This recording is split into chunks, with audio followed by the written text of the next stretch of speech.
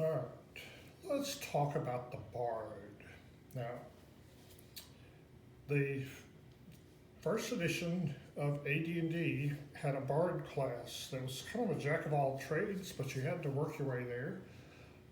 You had to get at least 5 levels in fighter, and then switch classes and get at least 6 levels in thief, and then after that, you could become a bard. And the bard spells were the druid spells, basically. Plus, it had a charm power that worked, you had a percent that it would work. Which, to start off, it was kind of lame. But unlike the spell charm person, you could cast it all day long if you wanted. And if you're playing a high-level campaign, the bard becomes a powerful class, because if they went as slow as they possibly could to get to bard, then they would have the powers of like a 7th level fighter and a 9th level thief, and they would probably be around 7th or 8th level in bard at the point that other players are playing 10th level characters. And it was a powerful class. But starting with 2nd edition, every time I've seen a bard in play, either me or other players, I've always seen them at some point get to the point where they got dissatisfied with the class. It was supposed to be a master of jack of all trades, and instead it was a master of nothing. It was, with 2nd edition, both me and another player eventually got to a point where he'd say, "Oh man, at this point I'm doing nothing but casting wizard spells, and if I'd played a wizard, I'd be casting 4th level spells by now." It was always that 4th level, it's a breaking point. With 2nd edition, you were using all the other skills less and less as you progress, and doing magic user spells more and more until you got to the point where you were doing nothing but wizard spells, and you weren't doing as good at it as you had if you just played a wizard to begin with. So, James Raggi from Lamentations of the Flame Princess noticed that all of the bards that he had seen were nothing like what real musicians are like. So he produced this book, The Music of Ericha Zann. Ericha Zann is one of their stand-ins for the player characters. I hope she'll appear in future artwork. And this is a different take on the bard. So, in the inside cover, there's a thing called mass hysteria. What happens if you play before a crowd? There's a random roll about what happens. And on the other inside cover is civilized random encounters. What happens if you play out on the street, just for whoever's around?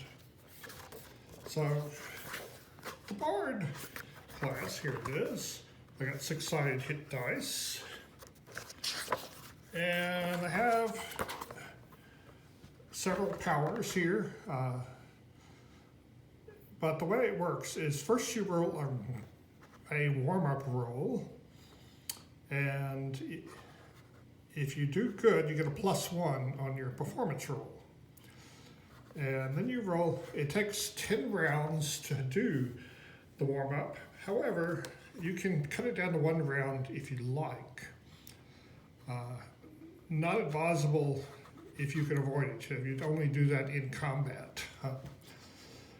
After you do the warm-up roll, there's a performance roll, which is on to D4, and various things can add to or subtract from your roll. If your instrument is too cheap, you get a minus.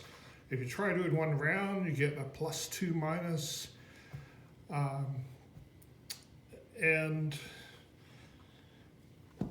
But you get a bonus if you have a real expensive instrument. And then you roll a d4 and you come down to this chart to see what the effects roll is. And so this is the performance roll. You roll this, and you get a result from 0 or less up to 5. And then you roll, for an effect roll, you roll a d12 and you get bonuses if you've gotten better than 0. So that's how it works. And then here goes the different powers. Banishment makes things go away. And with most of these powers, if you roll low, in case of banishment, if you roll less than 20 on a d12, which means you need those bonuses, you need at least a 1. You want to get higher if you can. Also, your level gets added to this. So you want to be high level so you have a good chance of making your warm-up roll. So you get that +1. But yeah, banishment, if you roll less than a 20, something disastrous happens. At worst, it fails. So next is Summonant. This is like the summon spell. And again, when you roll on the effects, that's a d12 plus a bonus, you hope. Let's see. You got to roll at least a 16 to not get an unfriendly monster attacking you. So, yeah, so you want a bonus on that. So, banishment makes the creature go away.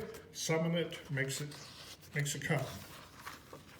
So next, now the powers work as like random stuff that happens. Lots of random rolls. So enchantment gives magic to things. If I were playing a low-level bard, I would be casting this between adventures, making a bunch of magic items that require charges. And even if I were high-level, I'd keep doing that. Here's a picture to go with that. And the item, you have to use it the way it's normally used in order to activate the power, and it gets a random power, so you don't have much control over that. It's like a Wand of Wonder. This Bard class is really the Wand of Wonder class. So, Dispelment is the opposite of the enchantment. And again, you gotta roll high or it doesn't work good, so you don't want to do that in combat if you can help it. Okay. And then Ensorcement, this is sort of like a charm. And this one, it gives magic to people. And so if you roll low, it's disastrous for the person you cast it on. But if you're in a combat, that's a good thing. So you want to, even if you're a low level one, this is your combat spell. Mundanement is the opposite of enchantment. And this makes the thing go away. And again, you got to roll high for it to work. Lots of random things that can happen here. And there's a bonus power, Resurrection. Again, you got to roll at least 19 to have a chance of resurrecting who you wanted to. And you got to roll at least 25 to not have to roll on this side effects table. So it's an interesting class. I've had 2 players play it so far, and none of us understood that most of these powers you want to use between combat, not during combat. The only one that's really good for combat is enchantment, because if you roll low, the person you do it to will suffer the disastrous effect, which is something you want in combat. Anyway, it was fun. I hope the players play it in the future. And this you can buy this separately, or you can get in a slipcase edition along with a module called the Altar of Madness, and it comes with a couple of weird crushers too.